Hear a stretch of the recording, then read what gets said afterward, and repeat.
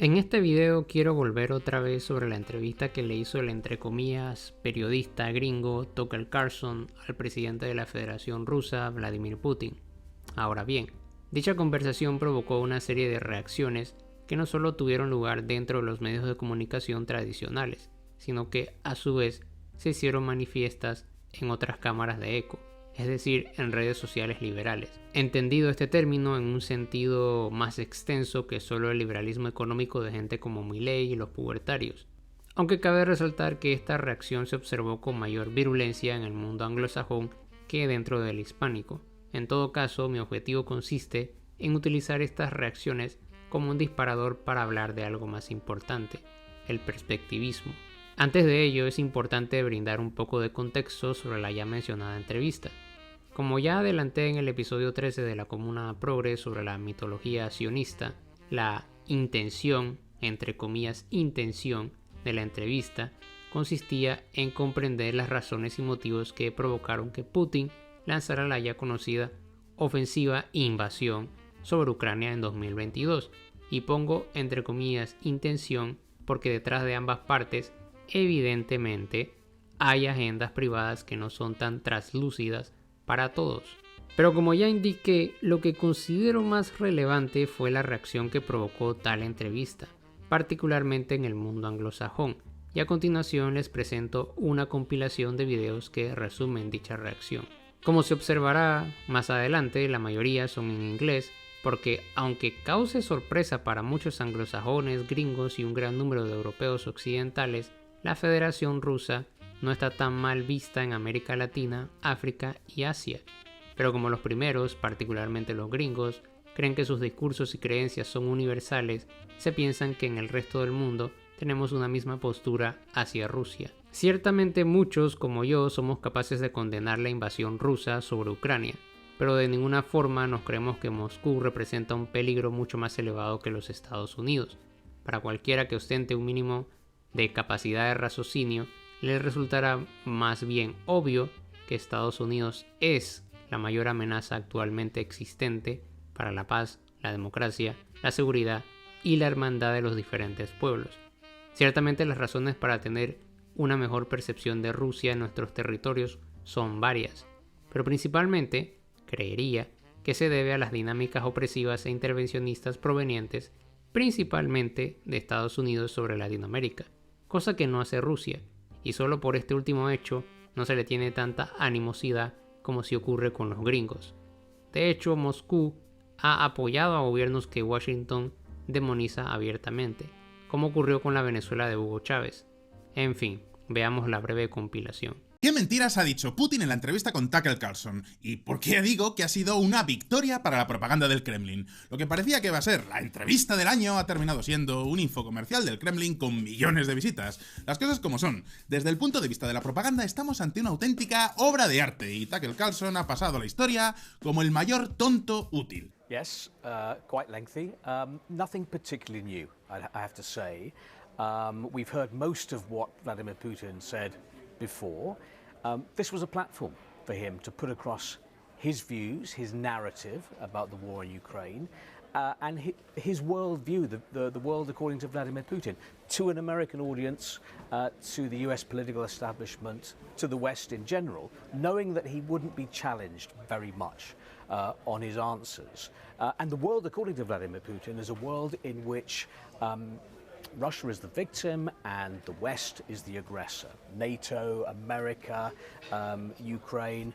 He never accepts any responsibility for what has happened. So that's kind of the picture that we got in this very long interview yesterday. So now a lot to unpack here, and our correspondents William Glucroft and Roman Goncharenko are standing by to help us. Welcome to both of you. Many voices, they have ridiculed this interview and dismissed it as a useful propaganda tool for Putin, among them former U.S. Secretary of State Hillary Clinton. Let's listen to what she had to say, and then I want to get your reaction. Like a puppy dog. He somehow has, after having been fired from so many outlets in the United States, I would not be surprised if he emerges with a contract with a Russian outlet, because he is a useful idiot. He says things that are not true. He parrots Vladimir Putin's pack of lies about Ukraine. So I don't see why Putin wouldn't give him an interview. Roman, is Clinton right there? Did Carlson offer Putin a propaganda opportunity on a silver platter? Absolutely. So this was an opportunity for him to talk unchallenged. So let me give you just one example. He was speaking a lot about Russian history. An expert would ask additional questions. No questions came. Vladimir Putin claimed that when Russian empire was growing, as he put it, and was absorbing other peoples, as he put it, which is a euphemism for conquering other peoples, he said that Russia treated those minor peoples that are now part of Russia properly, that their culture was cherished, and so on. This is a lie. An example from Ukraine from the 19th century. The Ukrainian language was forbidden in Russian Empire at that time. And during the Soviet period, over the 70 years, there were a lot of repressions against Ukrainian culture. Ukrainian writers, Ukrainian poets were killed by the Soviet state in the 30s. So he just enjoyed that interview because he could just spread all his propaganda, mixture of facts, semi-facts, and lies, just like he loves to. William, to you, do you think that this can be dismissed as an attempt by Carlson to stay relevant, or is there more at play here? Because, I mean, when we look at the timing, the U.S. elections are coming up soon. Carlson is seen as a key Trump ally. There's an aid package up for a vote with regard to Ukraine. What do you make of the timing? During the Cold War, gullible Westerners who spread Soviet propaganda were dismissed as useful idiots. But calling Tucker that is unfair to useful idiots. No, he's made a cynical decision to chase MAGA's affection for dictators. And what better way to cash in than Putin's Kremlin? Now, you might have seen Tucker Carlson's big, hard-hitting interview with Vladimir Putin, which was definitely not right-wing Russian propaganda, as evidenced by statements like this. We ourselves have put in a request for an interview with Zelensky, and we hope he accepts. But the interviews he's already done in the United States are not traditional interviews. They are fawning pep sessions specifically designed to amplify Zelensky's demand that the U.S. enter more deeply into a war in Eastern Europe and pay for it. That is not journalism. It is government propaganda. Propaganda of the ugliest kind, the kind that kills people. At the same time, our politicians and media outlets have been doing this, promoting a foreign leader like he's a new consumer brand. Not a single Western journalist has bothered to interview the president of the other country involved in this conflict, Vladimir Putin. Most Americans have no idea why Putin invaded Ukraine or what his goals are now. They've never heard his voice. That's wrong. Right, most Americans have no idea why Putin launched his invasion into Ukraine. Not like he's been broadcasting his desire to take back territory that was lost during the fall of the Soviet Union for years. Not like he's already tried to annex Crimea and Georgia, and most recently announced the annexation of 4 regions in Ukraine, which Putin himself said would be, quote, Russian forever. But sure, we can't possibly figure out why he launched this war. And one more point on Tucker. Thank God we have someone like him to call out those in the media who lie in service of the government. That's right, without totally independent, impartial Tucker Carlson, who would be there to call out all of the partisan hacks who advocate openly for one political party over the other? At least someone out there is willing to keep the government honest. But also, think about why Tucker Carlson and the rest of the right-wing ecosystem love Vladimir Putin and Russia. The answer is that they are aligned. Trump and Republicans support Russia because Russia is content to meddle on their behalf, just like they did in 2016. And while Donald Trump loves to rewrite history and yell no collusion all day, just remember that the Russia investigation resulted in 34 people and 3 Russian businesses indicted, as well as 7 guilty pleas. And because Republicans are solely interested in power, and yes, that very much includes Tucker Carlson, then they welcome the support from the Kremlin and are happy to reciprocate. And in terms of what Putin gets out of the deal, Russia wants Trump in power because Trump will help undermine NATO, which is the biggest impediment to Russian expansion and imperialism. Trump today expressed his desire to do exactly that. One of the presidents of a big country stood up and said, well, sir, if we don't pay and we're attacked by Russia, will you protect us? I said, you didn't pay? You're delinquent? He said, yes, let's say that happened. No, I would not protect you. In fact, I would encourage them to do whatever the hell they want. You got to pay. Again, a mutually beneficial relationship. Como se observó en esta corta compilación, la reacción de ciertos sectores ha sido la de catalogar a la entrevista como una victoria de la propaganda rusa. Hay que hacer la acotación de que, en efecto, tanto Carlson como Putin tienen sus propias razones para aceptar tal encuentro. El periodista y antiguo host de la cadena Fox News es un defensor del trumpismo y tiene posturas bastante cuestionables, por ponerlo suave, en diversos temas, como por ejemplo la migración. De hecho, dentro de los sectores más reaccionarios, la entrevista ha sido procesada e interpretada como una victoria que desmantela el status quo demócrata. Por otro lado, Putin tiene la oportunidad de dirigir su mensaje a un mayor y amplio grupo de individuos, particularmente le permite difundir su versión de los hechos a lo que podríamos denominar como Occidente. Esto lo pongo entre comillas, pero se entenderá que es el público de Gringolandia, Reino Unido, Alemania, Francia y estados satélites gringos como Canadá, Australia y otros. Las acotaciones hechas previamente las menciono porque no busco defender a Putin, ni mucho menos justificar la invasión sobre Ucrania, así como tampoco pretendo elogiar a un tipo cuestionable como Carlson, que también utilizó su plataforma para darle mayor visibilidad a Javier Milei. Es evidente, pues, que existen agendas que ambas partes siguen y que les beneficien, pero tampoco voy a tomar como buena la reacción liberal anglosajona que, aunque pretende vendernos la idea de que Putin es el demonio hecho persona, por otro lado nos quiere hacer creer que la OTAN, Estados Unidos y demás son luchadores por la paz y la justicia. Dicho lo anterior, lo que quiero traer a colación es algo distinto, que como dije al inicio, se centra en el perspectivismo, uno muy puntual, concretamente el que propuso el filósofo español Ortega y Gasset. Pero antes de entrar de lleno en este asunto, será necesario hacer un breve repaso de algunos elementos indispensables que nos permitirán entender cómo podría ayudarnos el perspectivismo orteguiano a romper un poco el molde. Y esto lo digo otra vez no para justificar a Putin, pero para que comprendamos de una maldita vez que el solo metafísico anglosajón no es universal ni ahistórico, aunque se presente como tal. En fin, en vista de lo anterior debemos remitirnos brevemente al origen de la filosofía, el cual ubicaremos dentro de las sociedades que convivían y comerciaban en el mar Egeo. Como ya comentamos Gabriel y yo en la primera parte del podcast de la comuna del Samán, en donde reaccionamos a un video de Enrique Dussel, el haber ubicado el origen de la filosofía en Grecia es una creación de universidades alemanas. Ahora bien, esta puede ser una tesis controvertida, con lo cual voy a separarme de la misma solo con la intención de ser didáctico y que podamos ubicarnos en un mismo suelo común para aquellos que estén en desacuerdo con la historiografía de Dussel y de quienes argumentan como él.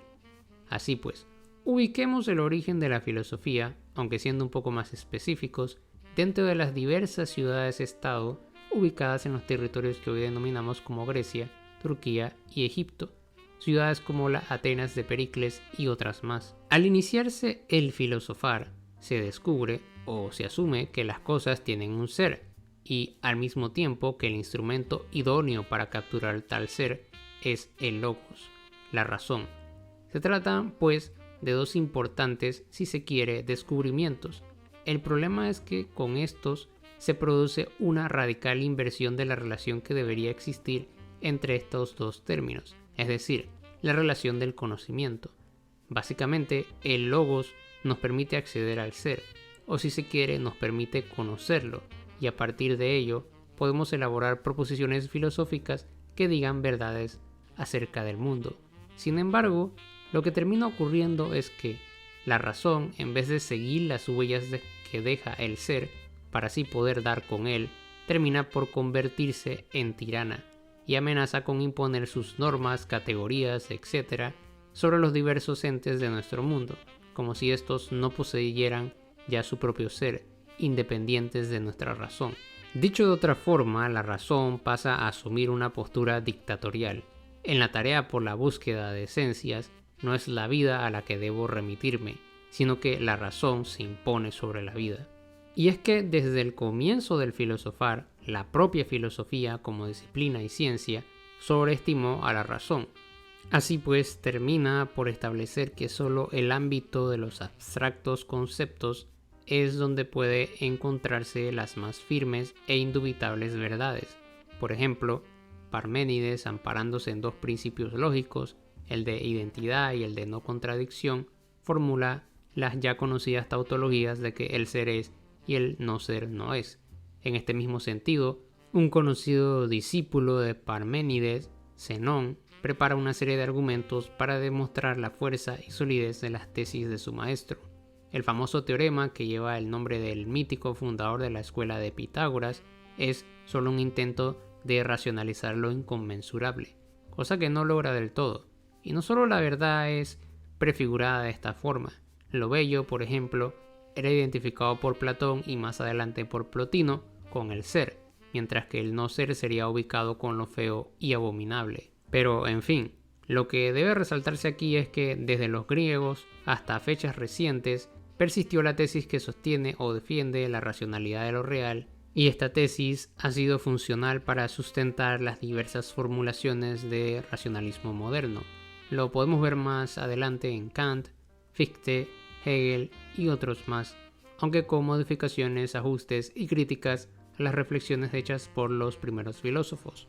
Fuera de la filosofía es necesario reconocer que existe además una propensión psicológica que nos lleva a figurarnos que las cosas son como a nosotros nos gustaría que fuesen, y aparte, también existe una especie de afán generalizador, es decir, que toda abstracción tiende a ser una generalización.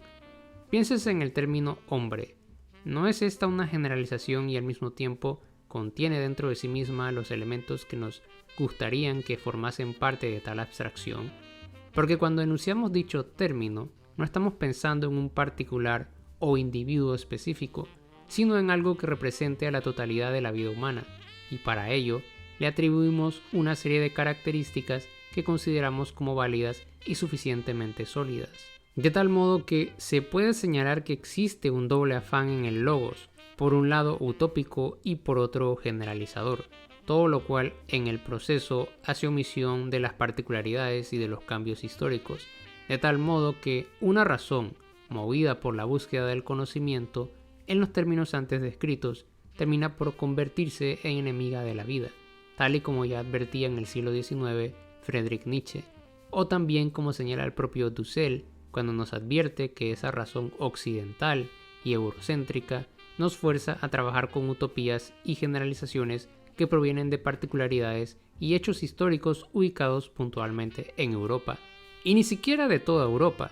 Pero ello implica que en el proceso, cuando queremos aplicar dichas fórmulas en nuestro territorio, nos impiden ver nuestros propios procesos históricos y nuestras particularidades. Y es que no es difícil no reconocer, diría que resulta hasta intuitivo, que la vida es cambio, variación, movimiento, diversidad, pluralidad, todo lo cual entra en conflicto con las características propias de las abstracciones generadas producidas por el logos.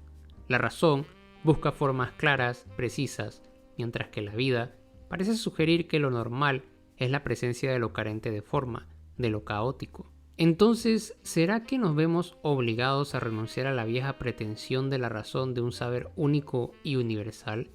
¿Renunciar a una ciencia perenne?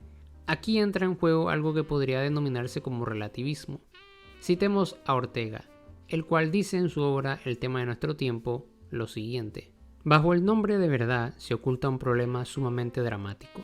La verdad, al reflejar adecuadamente lo que las cosas son, se obliga a ser una e invariable, mas la vida humana, en su multiforme desarrollo, es decir, en la historia, ha cambiado constantemente de opinión, consagrando como verdad lo que adaptaba en cada caso. Ahora bien, el relativismo al que hemos aludido previamente posee el grave problema de que, al legitimar al individuo y al convertir a éste en la medida de todas las cosas, termina por producir como efecto una renuncia a la universalidad de la verdad, concretamente a aquella verdad que se ampara en un suelo abstracto que trasciende las tendencias o proclividades psicológicas y contextuales. Lo más irónico es que el propio relativismo llega al punto de enunciar con ello un principio universal, es decir, se universaliza la imposibilidad de alcanzar la verdad mencionada antes, con lo cual también aplica la misma medicina que el racionalismo. pero desde un ángulo distinto.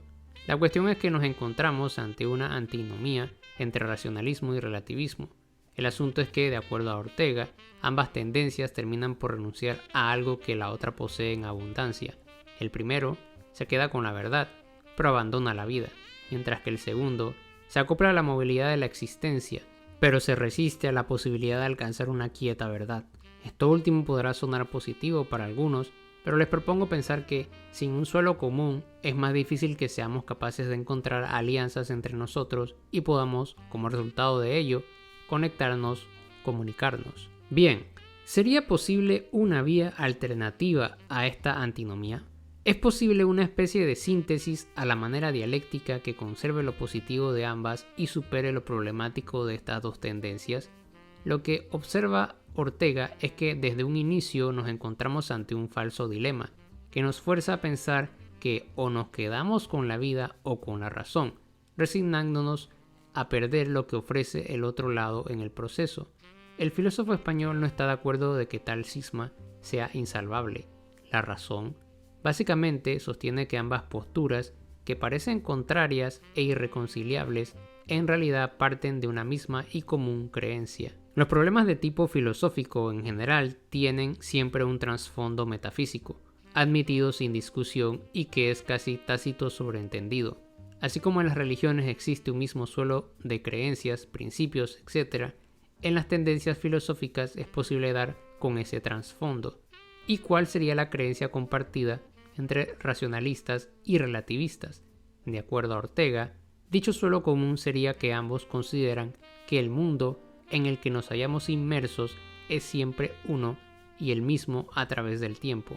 Ello no implica que el mundo no sufra transformación alguna, pero las transformaciones por las que atraviesa no cambian su esencia. Entiéndase por el término mundo no algo igual al planeta Tierra, sino a una abstracción que refiere a la forma en la que nosotros, como seres que continuamente formulamos abstracciones, denominamos a toda la colección de entes que nos interpelan, nos rodean y con los que entramos en contacto. Dicho esto, el punto de Ortega es que el mundo posee consistencia, por lo tanto tiene ser, y si tiene ser, posee algo que permanece invariable pese a los cambios.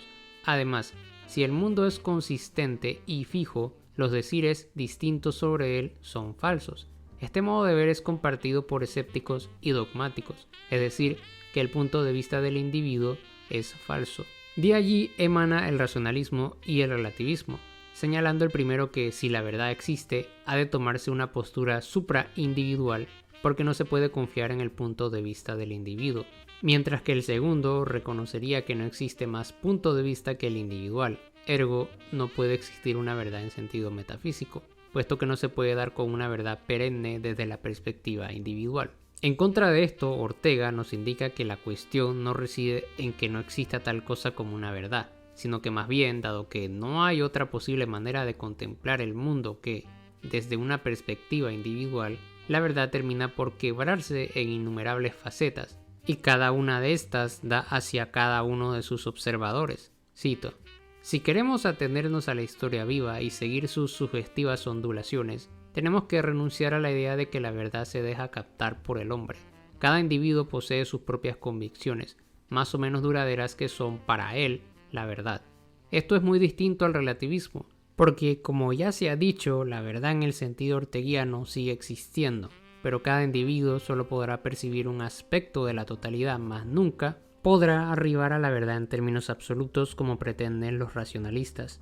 Una visión total que pueda llevar a cabo un hipotético ser ubicuo, el Dios cristiano por ejemplo, resultaría en la inexpresibilidad de juicios sobre esa visión total. Al menos no podría ser comprendida por la visión parcial a la cual solo puede acceder cada individuo. Dicho de otra forma, dado que solo podemos percibir un único aspecto de la totalidad, en caso de que existiera un ente capaz de percibir dicha totalidad, al momento de intentar comunicarla a nosotros, sería imposible que pudiéramos acceder a tal cosa. Nos resultaría incomprensible. Otra cita: desde distintos puntos de vista, dos hombres miran el mismo paisaje, sin embargo no ven lo mismo. La distinta situación hace que el paisaje se organice entre ambos de distinta manera. Todo lo anterior nos lleva a la siguiente pregunta: ¿Cómo se alcanzaría una verdad que supere lo individual, en términos orteguianos? Aquí podríamos recurrir a una frase de Goethe, el cual dice lo siguiente: solo entre los hombres llega a ser vivido lo humano. Esto implica que cada individuo es como una especie de órgano de percepción que tiene la capacidad de captar trozos del universo, los cuales sin embargo le son inaccesibles a otros. Pero de esa misma manera, esos otros individuos también operan como órganos de un mismo cuerpo y que todos en conjunto transmiten una fracción del universo. Creo que se podrá entender hacia dónde se dirige esta argumentación. Básicamente, la verdad, como algo más total, solo puede ser captada de forma colectiva, o al menos esta parece ser la interpretación a la que podríamos arribar. De este modo, si tomamos en consideración el razonamiento orteguiano y lo trasladamos a la cuestión con la que dio inicio este video, cuando estos sectores liberales anglosajones rechazan el discurso y narrativa de Putin, lo que acontece allí es básicamente que estos quieren convertir a su perspectiva en la única que debe tomarse en consideración, o si se quiere como la más universal y absoluta, tratando a las demás como al estilo de Platón como el no ser, lo no racional. Todo lo que no encaje dentro de la racionalidad anglosajona gringa será vista como la negación de la razón, del logos con el cual da inicio la propia filosofía. Pero si admitimos, como indicaba Ortega, que la tensión entre racionalismo y relativismo no es más que un falso dilema, y lo que en realidad tenemos ante nosotros son perspectivas que, sobre la base de un mismo suelo ontológico común, lo que mencionaba sobre el mundo, poseen una apreciación de un trozo del universo, entonces lo que el mundo anglosajón gringo tenga por universal y general, en realidad no lo es. Más bien, es apenas una de las muchas perspectivas existentes, pero que alcanzó un estatus de universalidad, concretamente gracias a la hegemonía política, económica y cultural gringa. De modo que su masificación no se debe a que esta perspectiva sea la verdad en ese sentido absoluto antes establecido.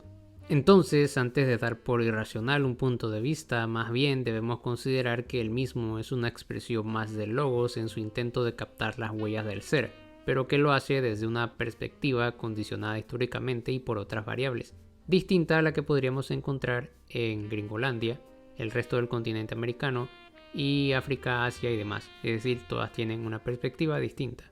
Decir que todo lo que sale de la boca de Putin entonces son puros disparates es precisamente caer en el agujero de contemplar a la perspectiva anglosajona gringa como la única racional y con mérito, sin tomar en consideración las perspectivas de otros. Perspectivas que además se construyen colectivamente, por lo cual lo que presenta Putin no son delirios exclusivos de él, sino que seguramente responden a las corrientes historiográficas dominantes dentro de su sociedad y que son compartidas por muchos rusos. Incluso la perspectiva pubertaria es una forma más de percibir y acceder al mundo, con el problema de que, al igual que ocurre con la perspectiva anglosajona gringa, se presenta como absoluta y total, además de cerrar puentes y vías de acceso hacia otras perspectivas, pues las demoniza desde un inicio, con lo cual se creen estos poseedores de una verdad inasequible para todos los que no piensen como ellos. Irónicamente lo dejan ver cuando exponen sus puntos de vista, y en casi todos los casos sin percatarse de ello, particularmente entre los que pertenecen al espectro Milley, que dan la impresión de que nunca van a salir del molde en el que se han encerrado. Ya sabemos quiénes son algunos de sus exponentes en este canal, seguro los habrán visto de vez en cuando rondando en la caja de comentarios. Por último, quisiera introducir el problema de Israel, porque si admitimos esta cuestión del perspectivismo, debemos contemplar que existe a su vez una perspectiva israelí. Ciertamente es el caso, pero en ellos, particularmente en los sectores más radicales, fascistas y reaccionarios de la sociedad israelí, vemos la absoluta negación del otro, no solo del palestino, sino de cualquier otra perspectiva que se oponga mínimamente a la suya. Israel es un caso aún más extremo dentro del universo anglosajón gringo que, pese a los cuestionamientos que le hemos hecho previamente, se ha abierto poco a otras formas de interpretar el mundo. En cambio, en Israel veo un caso extremo de negación hacia todo lo que no sean ellos. Se consideran a sí mismos el logos y los únicos capacitados de atribuir esencias al ser. Ni siquiera los pubertarios se atreven a tanto, porque Israel llega al punto incluso de clamar la completa y total destrucción de todo aquello que considera como no ser, lo que vemos hoy expresado en Gaza. En fin, como conclusión estimo que antes de huir de estas perspectivas y rechazarlas de lleno, lo que debería ocurrir es que aprendamos a lidiar con estas desde una actitud crítica, claramente, en vez de simplemente pasarla por alto o mofarse de esta desde la pura superficialidad estética. Bueno, eso sería todo por ahora, hasta la próxima.